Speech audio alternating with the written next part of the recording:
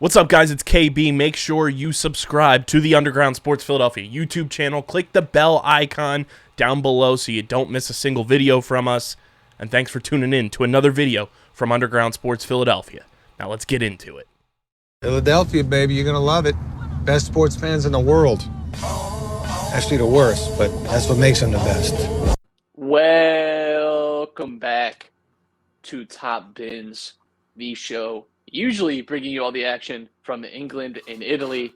No soccer action from England this week. Rest in peace, Queen. Not really. So only Italy to talk about this week. Only Champions League to talk about this week. I mean, we're all come on. We're all thinking it. Like, who really cares? Honestly, who really cares? I know it's easy for us to say as Americans, but I mean, I'm gonna keep it real. You stupid Yanks. Oh, you can't say that. You can't say that. You can't say about the Queen. You can't say that. You got to show proper respect. Respect. Are you mad, bruv? Yeah, I mean, it's cool that they're spending like £9 million on her funeral when people are going to be paying 700% more in fuel prices for the winter and are going to be unable to keep their small businesses open and not be able to heat their homes in the winter and have a cost of living crisis and food insecurity and their infrastructure is crumbling because of Brexit. But let's spend like several $1 million on a funeral for some racist person who lived. Let's not get into that. Anyway, this is the wrong pod for all that. We may lose some. I don't know if we have listeners across the pond, but I don't know if they agree with us or not. I think a lot of people are kind of sick of the Royals. I think generally the sentiment is most people just don't care, and why should they? That's my co-host Dom. I am your host Matt. We will avoid monarchy talk for the rest of the show. At least we'll try to. If you aren't aware, games last weekend were postponed in England due to the death of Queen Elizabeth II. Seemed like a strange decision considering that most of the other major sports in England and the UK still continue on. Things like cricket and rugby, golf all still went and were able to show whatever signs of respect and mourning on a national scale. I guess football was not allowed to do that. I don't understand why. It seemed bizarre, especially when you consider too the complex nature of this season and the World Cup and how much more tight the schedule is going to be. Doesn't make sense to me. This weekend we still have some games postponed. Chelsea versus Liverpool is postponed, as well as Manchester United Leeds. I'm not totally 100% sure on why exactly. It has something to do with policing, but still, I mean, Manchester is obviously very far away from London. I don't get it. And Crystal Palace and Brighton, I believe that is more due to the train situation that is going on in the UK, which also is happening in the US. Maybe look up on that. Worker reform, baby. Unions. They do us right. So still some games missing this weekend in Premier League, but it'll at least be back. Really only big news out of the Premier League outside of that was Thomas Tuchel being fired. Graham Potter is now at Chelsea. We saw his first game as a Chelsea manager today. Not the greatest, but it was his first game. You don't want to be too critical, but certainly an interesting move. What do you think, Dom? I think that was the dumbest decision that Chelsea's made in recent time. I mean, listen, the man did not have a bad record with the club at all. And he won them the Champions League. He won them the Club World Cup. I mean, he brought trophies back to Chelsea. And it's not like he had a losing record. It's not even like he had a 500 record. He had a many more wins than his losses. He was just in a bad run of form. I mean, and the way that they've been handling, the transfer window, even though they've been spending a ton of money, is like, he's just been, set up for some struggles. And I believe that he could definitely have changed it around. He's very unorthodox in his approach to how they play. And I feel that maybe the owners want them to play more of an attacking style instead of having your like fullbacks run forward so much or whatever. I don't know.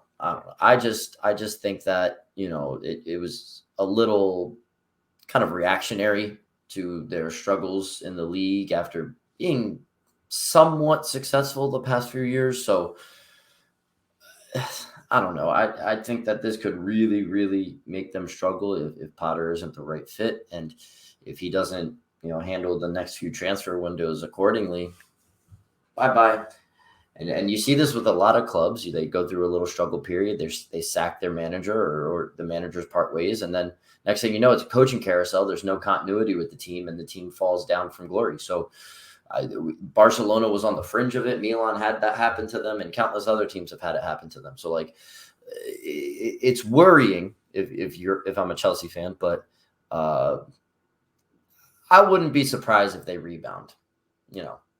That is the Chelsea way in a lot of respects, is firing a manager and having a nice rebound.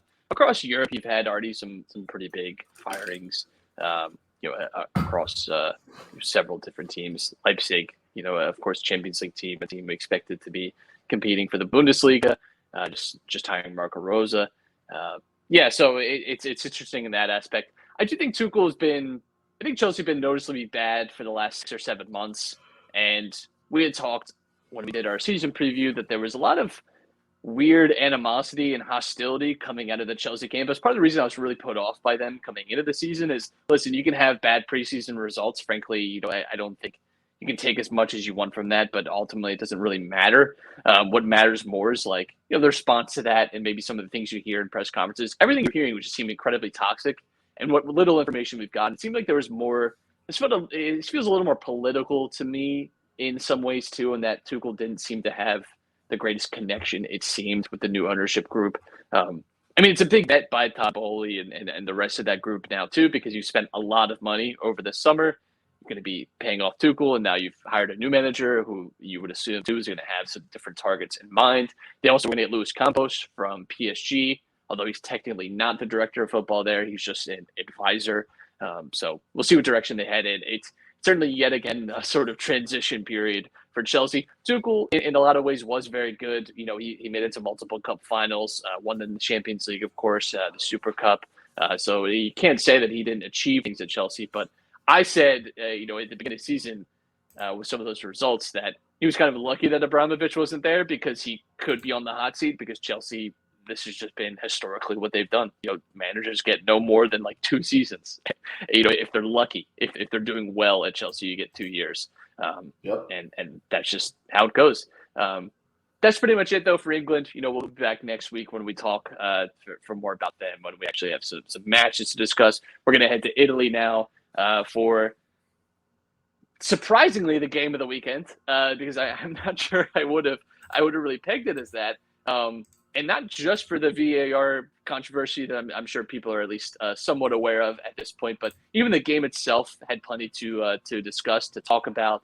Salernitana getting nearly 3 points on the road in Turin would have been a really nice boost for them too, because of just their position in the table.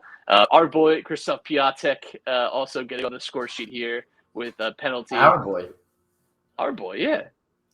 What? Excuse me? Oh, come on. You're gonna not claim him now. Yeah, there we go. There we go. Controversy in this, of course, comes when Milik scores a thumping header in what he believes to be the game winner, pops the top off. You love to see it. You love to see the passion. Gets a second yellow, red carded for that, sent off. Then they decide they're going to go to VAR and review the goal, and it is given as offside. The offside itself was sort of borderline. Bonucci potentially interferes with play. Fair enough. And the goal gets chalked off. So really, Milik gets sent off for nothing. There's a brawl on the pitch. Allegri gets sent off. A few other players get sent off. There's all types of melee and nonsense. And you think that's enough, right? You think, wow, what a crazy ending. Juventus think they win it. Milik thinks he's winning it. I can only imagine him going back in the locker room and thinking, well, at least we won. We got all 3 points. And then 10 minutes later, not even 10 minutes later, 5 minutes later, Allegri's there from the red card. He's like, what the hell happened? It's then discovered that, in fact, Candreva was keeping Bonucci onside by a not insignificant margin either. I did not know this. They did not have, when they did the VAR review, I saw this. They did not have the full field image. They just had the very zoned in image on just Bonucci, and somehow missed the fact that Candreva was playing everyone onside. The goal should have stood. and now obviously calls into question just like the integrity of VAR, especially in SerieA, and how a mistake like this could happen.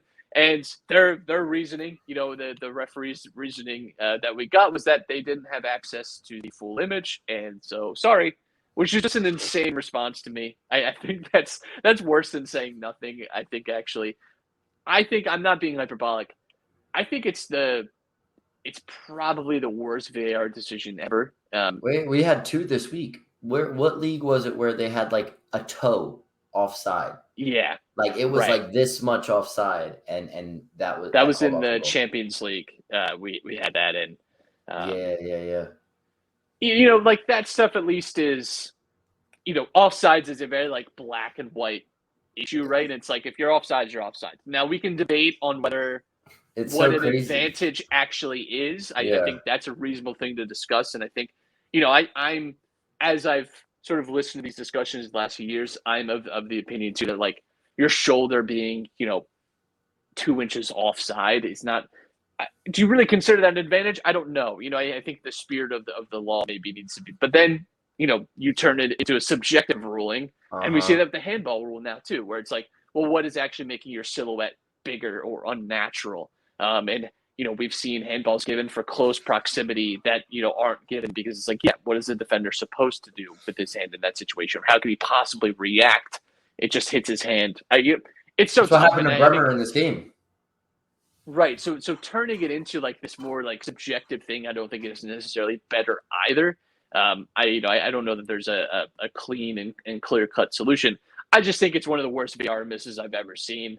The fact that no one looked at like a wider view and saw that Candreva was playing everyone on side. I think it's just a monumental failure. It's a big result too that could honestly affect both ends of the table. Salernitana to this point in the season have obviously been more mid-table, but I wouldn't be shocked necessarily to see them drop into a relegation spot or be like just above the relegation zone. And for Juventus, of course, like both ends of the table here, Juventus could be a team that hope to at least be competing for a top 4 position. Drop points here could be a big thing at the end of the season for them. 2 extra points. Milan last year, right? We're very lucky that they ended up winning the title, but there was that game where the goal was called off unfairly, and that was 2 points that could have potentially really made the end of the season a lot more comfortable. So I think it's a huge fiasco in a time where VAR has already been under I think a lot of criticism over the last few weeks. Really, just a bad time to make a bad mistake. It's funny. I want to quote Jurgen Klopp from like a funny little video he was in, but it's 3-5-2. Nobody even plays this anymore. Tell Graham Potter that, Jurgen. Yeah, right. Davide Nicola seems to get it working. Look, 2 things I got from this game. Number one, for the side of Salernitana, I think that the signings and the players that they brought in have made a huge difference. I mean, Piontek, Fazio, Candreva, these guys are definitely giving some veteran presence and experience to the team. This guy, Pasquale Mazzocchi, is electric right now for them. How aggressive and the ball was always going to him in the beginning of the game, and he's the one that led them into that first goal, finding Candreva on the far post. They could definitely be a little sleeper team to make sure that they stay in the league. I know a lot of people counted them out, like you said earlier. On the other end, this is extremely worrying for Juventus. I mean, the way that they're playing right now, Allegri ball looks very, very weird. Bremer's coming all the way up the field to get headers, and he's the guy that's scoring goals. You're expecting guys like Vlahovic and Kostic to probably score these goals for them in this case, and they've got goals from their 2 center backs in this game to be able to win it. Granted, this isn't the strongest. Actually, you know what? Looking at the lineup, or including the guys on the bench, this is like the strongest lineup that Juventus can kind of put out, which is sad. And this type of form is leaking out into other competitions like the Champions League, where they have 0 points. It's very concerning. A team with the stature like Juventus is, playing PSG outcasts like Leandro Paredes in midfield. It's not looking good for them, and we're seeing the Juventus of the late 2000s, early 2010s starting to come in, like prior to their 2013 pre-Antonio Conte. Yeah, exactly. Like we're seeing that kind of Juventus again, where you have some big name players and they're just mediocre. I think I will say this: if I am Agnelli, and I mentioned this last week that I would be calling Vincenzo Italiano, I would be calling old Tommy Tuchel and seeing. You're right. You're 100% right. Parley un po' Italiano, Thomas, because we love to have you in Turin. I'll tell you that Jesus, much. Quadrado will be turned back into like a right winger, not even a right mid anymore. Like Jesus Christ, he's going to be diving all over the place now. I'm just saying, when there's a big prize like that on the market now in terms of manager, it certainly makes Allegri's position a little more shaky. I also have to say, like, Juventus are the most shithouse club I've ever seen. Like, leading up to the penalty, Quadrado dives. It's not even like arguable. Like, I don't know how he didn't get booked for simulation there, because that, like, Mislav Orsic got a yellow card for simulation today for way less than what Quadrado did in the box right before that penalty got called. The penalty was correct. Like, I will say that. But this dive, and I mean, it's not just him. Everybody on this team does it. Like they're encouraged to do it. It's been the Juventus MO for years. It's just so annoying to watch. I hate it. I absolutely hate it. Granted, other players and other teams do it, but it just seems to happen all the time with them. And I don't know. I just got annoyed when I saw that too. I'm just like, look at this motherfucker doing it again. Like, it's not even a surprise. You have to expect, like, I wouldn't be surprised if there was like a prop bet when Juventus has games on how many times Juan Cuadrado dives. Like, I'd take the over. If it's like 3.5, I will take the over, and I will probably win money. Like, throw that in my parlay to boost the odds real quick and make some extra money. But like, I don't know, man. Juventus, yeah, I think that Agnelli needs to get that mob money and get a new manager in there. Yeah, so we'll get a little more into Juventus too in a few minutes. I just want to highlight some other games. This was also the weekend of like late winners, and sort of like 88th minute and up team scoring. I don't know what was up this weekend in SerieA. Napoli and Inter both scored in the 89th minute to win their games. Kind of a bizarre Raspadori getting the goal for Napoli. Brozovic popping up again with a goal for Inter. Really like clever finish too, honestly, from him. Udinese also a late winner. They ended up winning 3-1, but again, that game was crazy. It was a kind of a frantic ending to the match as well. Your boy Beto, getting on the Don't say my boy. He always punishes Milan. He always does. Udinese is it's something with him, and I don't know. He just him and Bacao, him and Rodrigo Bacao just seem to gain like plus 15 in all their attributes when they step on the field against them. It's ridiculous. But this Udinese team, even though they lost to Milan this year, that's really the only team they've lost to.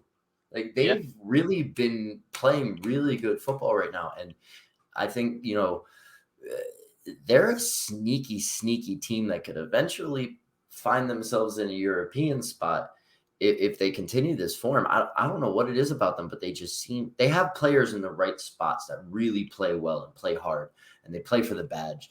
And you're seeing this resurgence. We haven't seen Udinese, good since like the later stages of Di Natale's career, when they were in the Champions League and stuff like that. They were finishing top 4 in Italy. And we haven't seen that for almost a decade. So it's even though, they're one of the banes of my existence being a Milan fan, I really do enjoy watching them play. Yeah, they are a fun team. They're a fun early season story. Speaking of early season stories, we've got 6 games into the SerieA season now, and that obviously provides a little bit more of like good data points to maybe just talk a little about some overperformers, underperformers, some teams maybe you could expect to turn it on in the next few weeks should they continue along the same path. Some teams maybe that have been a little lucky to be where they are. Maybe expect some regression Not guaranteed, of course. And everything's a little different. Take it all with a grain of salt, but just figured since we've got some extra time this week, let's do a little number dive. So Lazio scored 9 goals, have conceded 5 so far this year. They have one of the more stark differences in their expected goal difference. So they scored 9, conceded 5. That is compared to 5.3 expected goals and 7.6 expected goals against.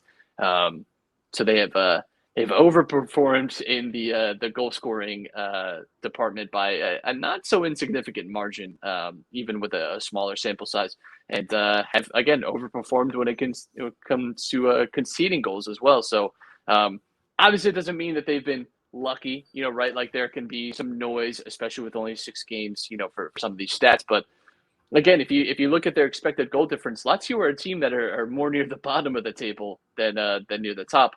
They also have had a really challenging schedule. They've played some of the tougher teams already so far this season, so that can obviously skew those results a little bit. But maybe Lazio more pretender than contender is what we're maybe thinking at this stage of the season. I'd like to see how they progress. City rivals Roma, the opposite really.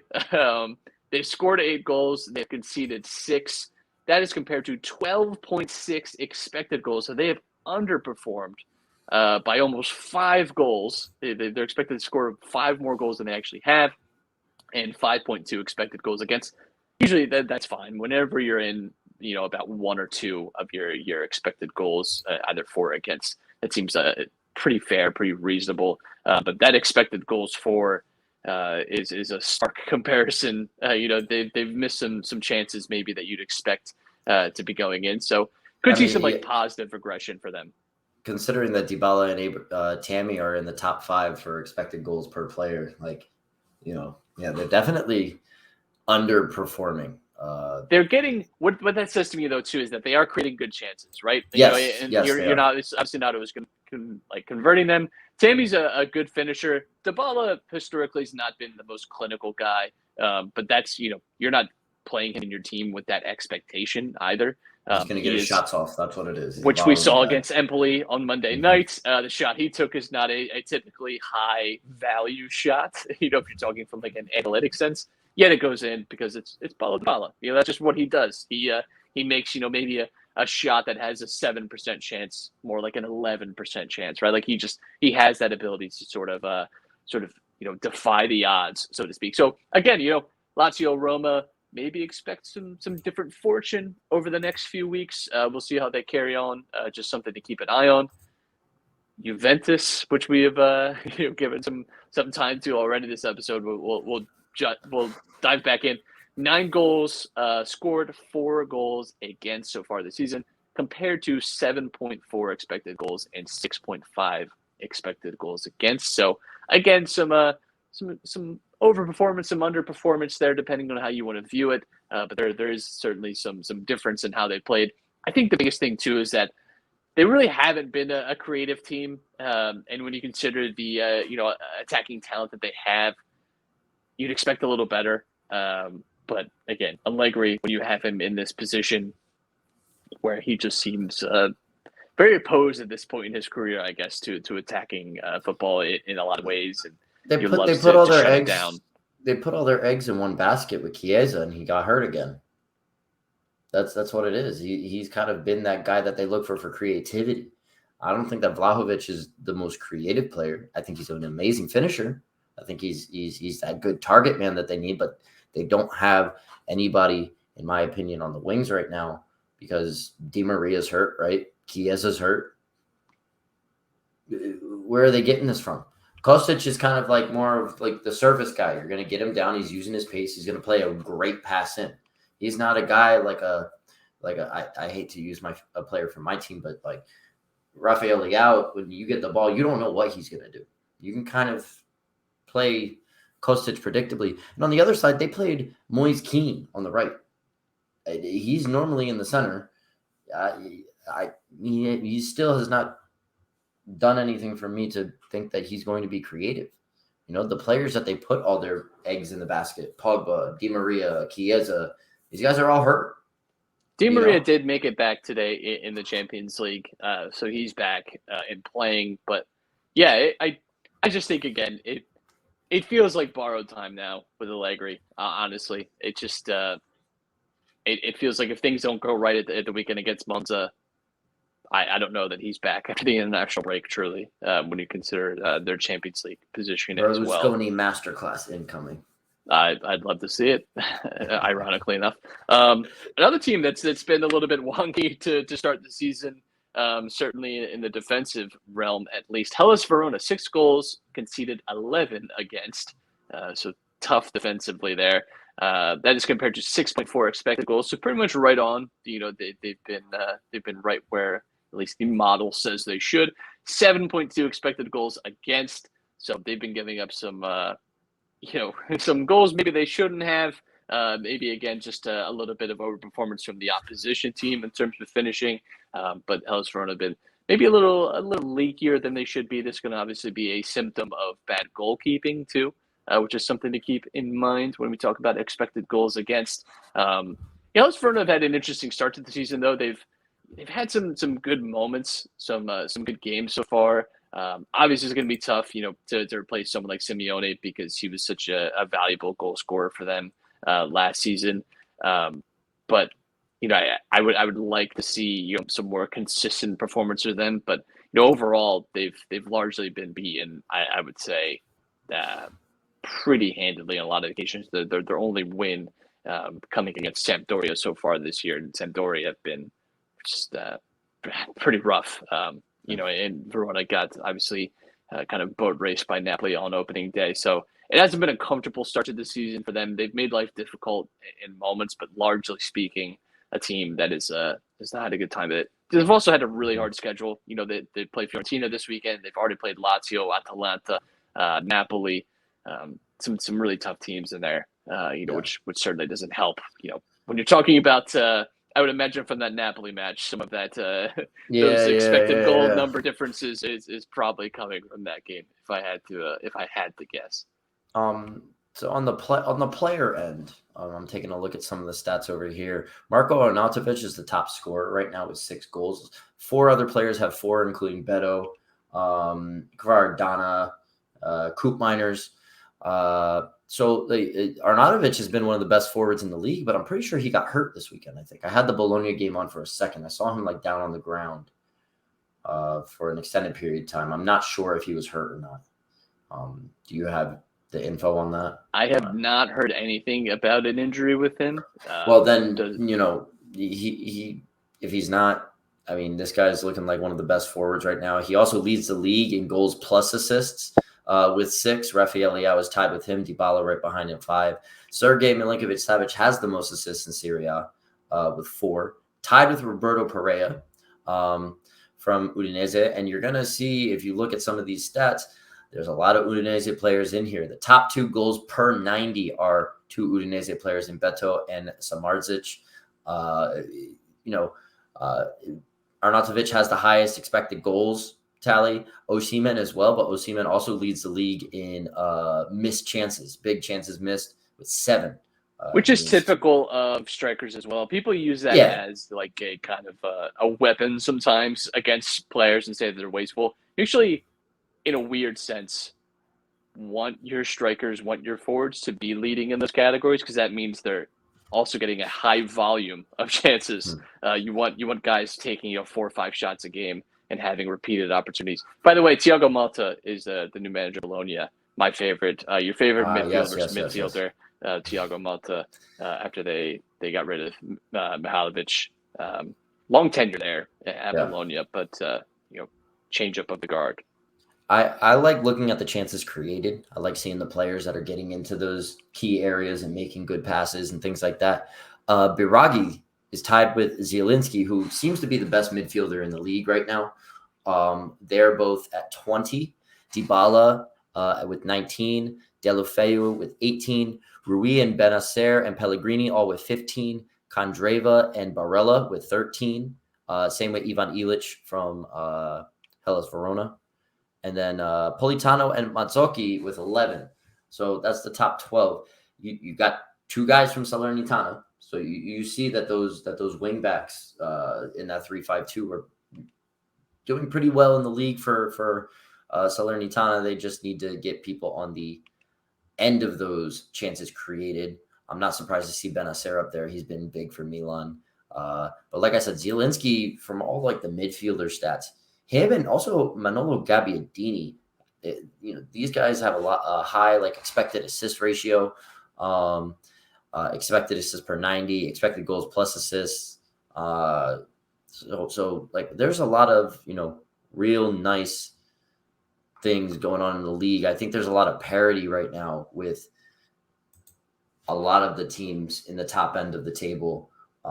This could, looking forward, be one of the most competitive SerieA seasons we've seen. Even though we said that last year, there's a lot of quality teams where if they continue good run of form, this is going to not be like a 2-horse race come February or a 3-horse race. This could be 5 teams that could, be viable to win the league this year. It's with a lot of strong mid-table teams that can really ruin some teams' chances.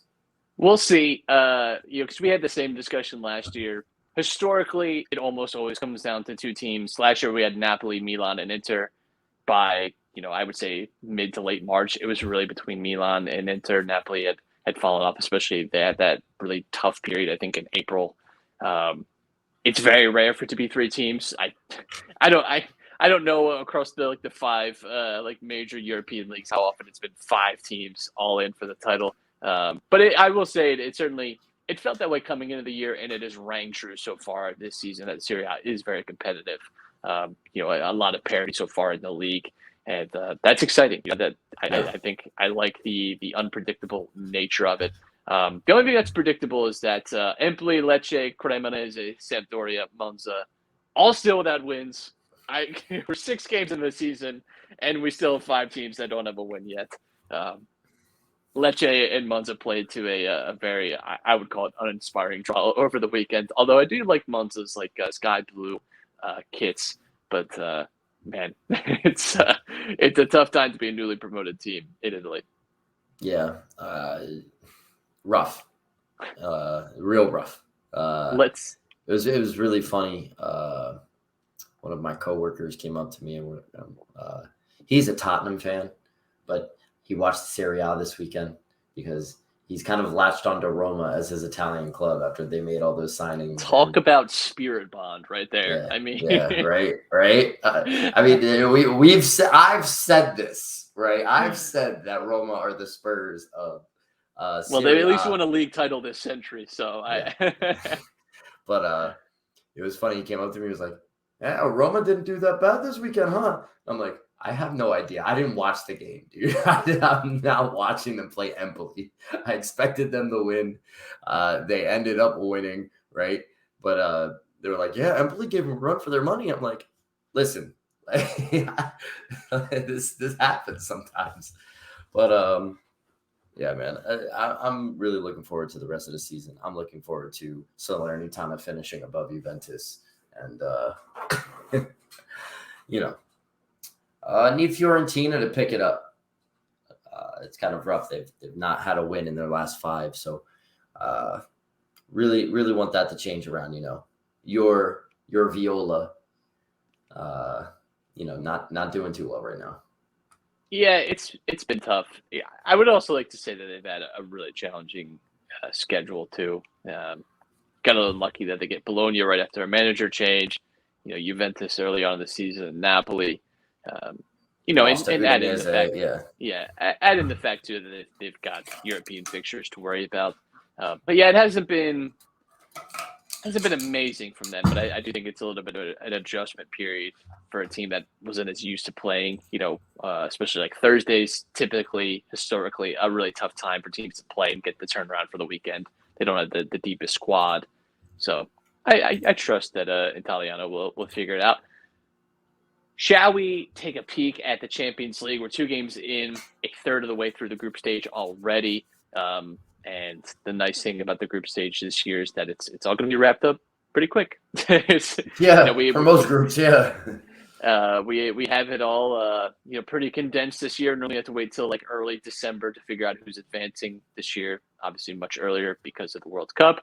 I wanted to give a little talk about it just because early season, and again it's 2 games in, but we have some parity here. Napoli leading their group, Club Brugge leading their group, 6 points from 6 so far. Bayern leading their group with 6 points, not too shocking.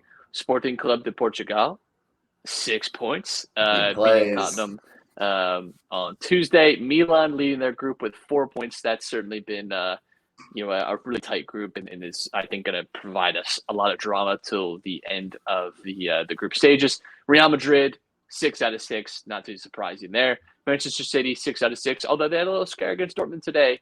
Jude Bellingham with a nice goal, but City through Erling Haaland able to recover it, and it's just stupid. Ibrahimovic-esque, dude. That kind of finish. There's only 2 people that can do stuff like that, and it's Haaland and Ibrahimovic. When you're right, you're right. Honestly, that's all I can say. And we have a tie in Group H: Paris Saint-Germain and Benfica, 6 and 6. They play each other in our next match week, so we have that to look forward to. Benfica played well. The teams that you didn't hear in there, and teams that could be dropping down the Europa League, like Juventus, right? Chelsea right now, only 1 point from their first 2 games, could be not even going down to Europa League, could be out of European competition altogether. That would obviously be surprising. Inter Milan sitting in 3rd in their group, Barcelona and them tied on points. They play each other in the next match week, so that'll be an interesting fixture. Atletico Madrid at the moment would be going down to Europa League.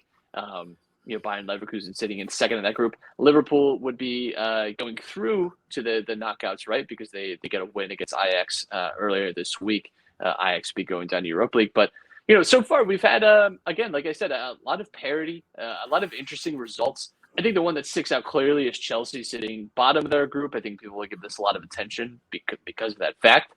I still would say that, I still give them a decent chance of making it out of this group, but they now have Milan. That is obviously a much more daunting task. Especially with the form they're in.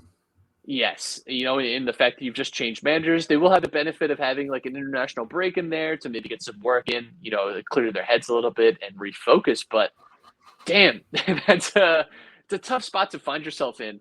And just goes to show, you fall just 2 games behind and you put yourself at such a disadvantage. Leipzig sitting bottom of their group as well, 0 points from their first 2 games. Again, another manager change. You expect that maybe that'll shift a little bit. But Shakhtar Donetsk have been a team that have found a way. They've been in very hard groups over the years and have typically found a way to advance still. And have even been a threat in the knockout stages at times. Sevilla, surprising as well, sitting bottom of their group, only 1 point. They've struggled in general this year. They've obviously sold a lot of key players. They have Dortmund next, so that'll be an interesting challenge for them. But yeah, Sevilla may be a little surprising. That they've obviously been kings of the Europa League over the years, and they may not even drop down to that. They may just drop out of Europe altogether. And Juventus, like we've talked about a little bit, currently would be dropping down to the Europa League, but not even be advancing. I tell you, that to me is probably more than anything the impetus perhaps for a Juventus managerial change. The fact that, let's be honest, Benfica are a good team and they showed that last year in the Champions League, but Juventus, from their perspective, should be finishing above a team like Benfica, right? Like that would be their goal. They lose today to them. And that obviously is kind of a disastrous result at this stage, but they do get Maccabi Haifa in their next 2. I think that's some good medicine for Juventus. That'll kind of soothe the soul a little bit, but unless it doesn't go their way.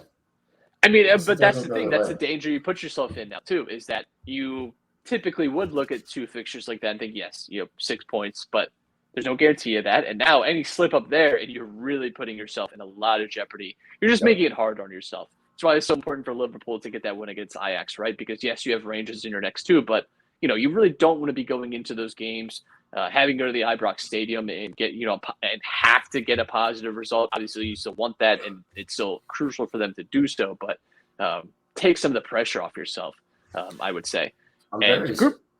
No, go ahead. Group B has been the surprise for me. Club Brugge, performed pretty well in the Champions League over the last few seasons. They've typically been in some really challenging groups.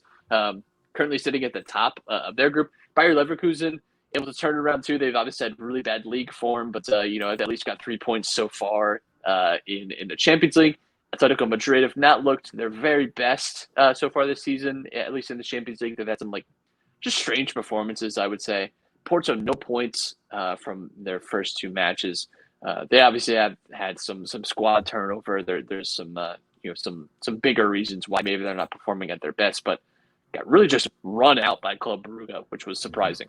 Well, that's what I was just going to talk about.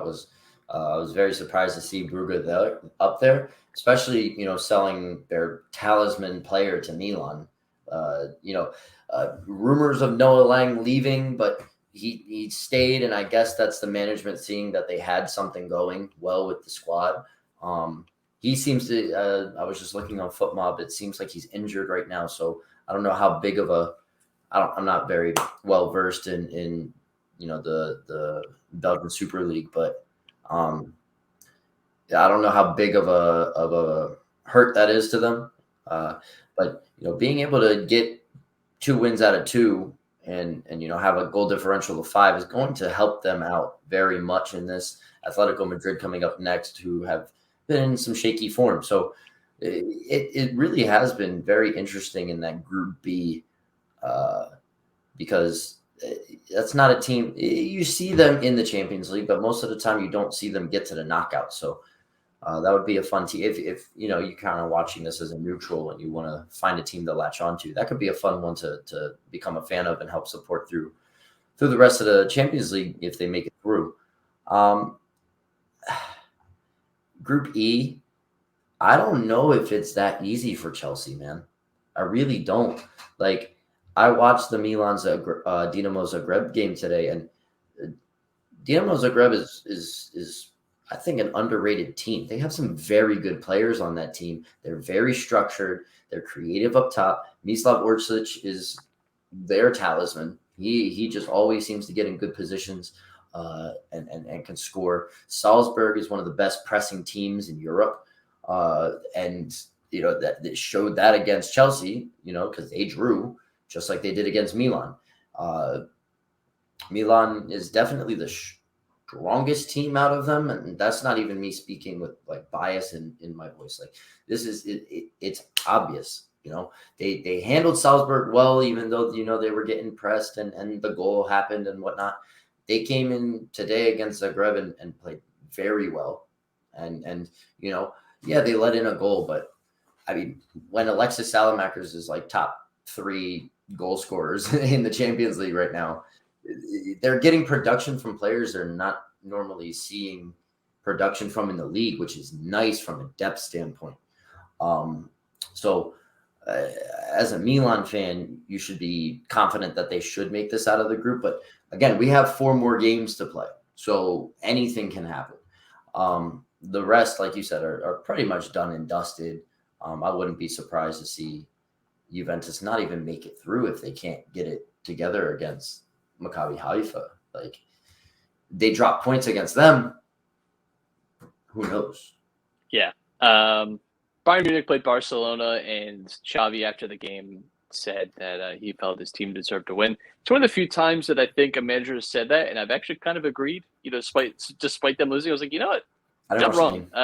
Created a ton of chances. Robert Lewandowski really should have had at least a brace on his return. Barcelona have looked good when I've watched them this year. I've been impressed with the turnaround there. But Bayern have just sort of marched on. Bayern have hit some rough spots. They have some injuries, at the back too, which hasn't helped. But they still look just like a huge threat. They have won, by the way, Dom, or I should say they have not lost in 30 straight Champions League group games. So that's crazy. That's 5 years undefeated in the group stage. Yeah, just an unreal mark to hit. I saw a tweet saying Robert Lewandowski is so good of a striker, he decided not to score against his old club. Inter in that group just looks tough for them at this stage to make it out. They have Barcelona next. they just keep getting unlucky. I'll say it. I know you won't want to say it, but they just keep getting unlucky with groups. They need something to break their way a little bit. I think Spurs lost to Sporting Club de Portugal, and that was obviously a big loss because that kind of takes control of the group away from them. They play Frankfurt next. Those two sitting in the middle of the group, so interesting games there. Napoli looked very much in control in their group. They've looked very good in Europe, very strong. Just I thought we're the better team against Rangers today, despite having 2 penalties saved. They got another penalty, converted that from there. Rangers were playing man down, and it was really just sort of arithmetic at that point. But Rangers definitely looked like the odd team out here. I got to say, it was a good performance from Liverpool against Ajax. It's certainly a lot better than where we had seen them. However, there's still just too much left to say definitively, who's making out of this in that second stage. I think Napoli have done enough for me to say, I could certainly see them making it out of this group between Liverpool and Ajax. My bias would tell me Liverpool, but just the performances have not been there frequently enough and consistently enough. It's a big win to have gotten over them, but still a lot more to do within the group. Your Champions League has been great. I've really enjoyed it. I've enjoyed clicking on for Europa League as well. And so, I would encourage anyone, you're not doing anything on Tuesday, Wednesdays afternoons. You're really missing out. Who do you think there's a lot. No, go. Yeah, people are missing out. You're right. I was going to ask you a question. Who do you think's been playing better for PSG? At least from the Champions League standpoint, Messi or Mbappe? Both have been. I think every time I watch Mbappe, I am just kind of in awe. And his movement is unreal. I just think he's been great. For me, Mbappe has been the star of the season for them. Neymar has been great domestically. Haven't seen it translate quite. It's 2 games, of course, in the Champions League, right? But just based on what you see, I would give the nod to Mbappe. I still think they sort of live and die with him. He has carried them consistently over the last few seasons in the Champions League. He put on a great display that has been lost to history now against Real Madrid. In the Champions League knockouts last season, he was just absolutely just unbeatable. In that game, and he has that killer edge that you kind of need. And you saw it today too in their game. They needed that goal against Maccabi Haifa, and he came up with it. I think he's been really strong. I've been really impressed with him, but I kind of always am with Mbappe. I just want to highlight that. I think it's the second goal Sporting scored against Tottenham, where their left winger just brings it down, takes on 3 players, nutmegs the defender, plays it across for the goal. I'm sorry, Premier League team. It shouldn't be happening against a Portuguese team. It was Emerson Royale, so. Okay. So that's where it gets a little challenging. It was funny because that same coworker, when he brought up the Roma stuff, I was talking about it, but then I was like, "Oh yeah, but how about Spurs in the Champions League? How'd that go?" And he's like, "Yeah, it's rough." And then he's trying to figure out. I was like, "I don't know, man. They've been playing kind of bad." I go, "Yeah, it may have to do something about the Queen, maybe, but or it may just have something to do with Antonio Conte in Europe historically. Just not been the move. I don't know. We kind of say that on the show. I mean, I will say if they don't make it out of this group, questions should definitely be asked because. Conte said you need 3 transfer windows. You need 3 transfer windows to win the league. He didn't say anything about advancing out of by pretty much every available metric the easiest group to advance out of. If Spurs don't do that, they should be embarrassed, frankly. So sorry. You think that group's easier than Group H? Yes. Genuinely, and that's not even just me. I'm not even trying to throw shade. If you look at ELO ratings, you look at I'm sorry, obviously Maccabi Haifa will bring down the overall, but all 3 of PSG, Benfica, and Juventus are regular Champions League knockout teams. You cannot say the same of Group D. Spurs have been semi-regular. Marseille have not been a regular Champions League team to begin with. Neither have Frankfurt. Frankfurt only made it. Now, credit to them, of course, they won the Europa League last year, but have not been a perennial Champions League team. And neither Sporting Club de Portugal. Like, I'm sorry, like people recognize those teams and maybe want to say, well, no, they're clearly, but no, like they got drawn into objectively the easiest group. I really do think that Spurs struggle against Frankfurt in their next game. I really do. Frankfurt have not been particularly amazing. I would imagine Spurs to make it out of this group. I don't want to project too much, but just something to keep an eye on. That Conte is this has not been his wheelhouse over the years.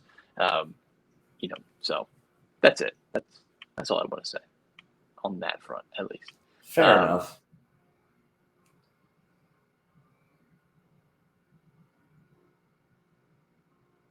Hello? Don, like I said, has us covered with some good ones still. Roma, Atalanta, Milan, and Napoli on Sunday. We're going to find out about some frauds potentially here. Looking forward to that. Wait. Frauds? What are you talking about frauds? Are you calling Milan frauds? No. It's weird that you jumped immediately to that, though. I'll say that.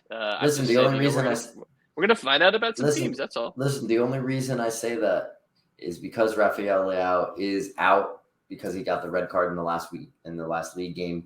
Listen, I personally, if I was the manager of Milan right now, I'd run a 4-3-1-2 for that game. They've been Pioli's been using it in practice. This isn't even FIFA manager mode, Dom, coming in. This is like what I've read, right? I got a lot that pops up on my Twitter feed. When De Ketelaere did come to the club, no, like legit like writers and stuff too, not just like fans. I know. I'm just imagining Tonali X 97 telling you about finally Origi talking about this. No, they've been using that in training. When De Ketelaere came in, and they were using De Ketelaere as like a number 10. I would like to see that. Pobega played well today in the Champions League, so I wouldn't be surprised to see like a Tonali, Pobega, Benacer kind of midfield three with De Ketelaere up top. The striker options are kind of weird for Milan right now, given the fact that Leao is out and Origi is hurt, and it seems like Ibrahimovic is more of like a player manager, so there really isn't an option other than Giroud. So it does pose for concern. I just don't want to see a Salamakers Macias, wing combo. That's just not ideal. So it could be a drop. It could be drop points for Milan. Napoli are in very good form and playing really good right now. So I don't know. But what was the other game you were highlighting before I saw red, because you said you kind of subliminally called Milan frauds? I did. Dom, I'm going to be so honest with you. That was not even a shot at Milan, because the other game is Atalanta Roma. I mean, yeah, we could definitely see frauds in that game. You really took that and ran with it. I'm so sorry. Listen, I'm not putting it. Listen, whoa. I'm not putting it past you. One, because of the banter that we have between each other, but two, because you're a closet Inter fan. And I am so not. Oh my God, listen to you. Oh my God, you've gone full tilt. Oh my God, if I was your Xbox, you'd turn me off right now. Jesus. Well, my Xbox doesn't turn on anyway right now, so. Oh man, I'm not a closet Inter fan. How dare you? How dare you? Wow. I'm sorry. In England, the games that are happening, we're moving on. I won't allow these hurtful conversation anymore. I'm deeply cut. I know you're a Fiorentina fan. I got you. I got it. Spurs, Leicester. We'll see if Brendan Rodgers has a job after the international break, depending on the result of this one. Nottingham Forest, Fulham on Friday. A little bit of newly promoted action. Nottingham Forest could definitely use the points. That's for sure. And Brentford Arsenal early Sunday morning. Get into that one. That should be an exciting game. A little bit of a London derby there.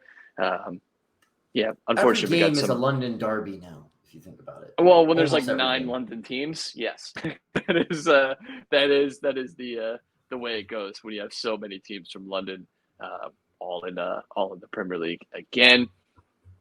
That's gonna do it for us, Dom. Anything to plug before we get out of here?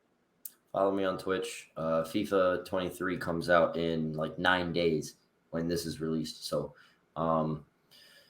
yeah, I'm moving over to the PC. I'm going to be streaming a lot on a more consistent basis. I'm going to try to find the days that work best for me and stream, 2 to 3 days during the week, and then over the weekend when I'm not at work. So, twitch.tv/SerieA. Follow me on Twitter @WashLifestyle. Yeah, that's really it. Well, how about you? Do you have anything to plug? There's only one thing to say at a time like this, when the nation of England has been so rocked to its core. Queen regretfully passing. Rest in piss, bozo. We'll see you next week. Oh!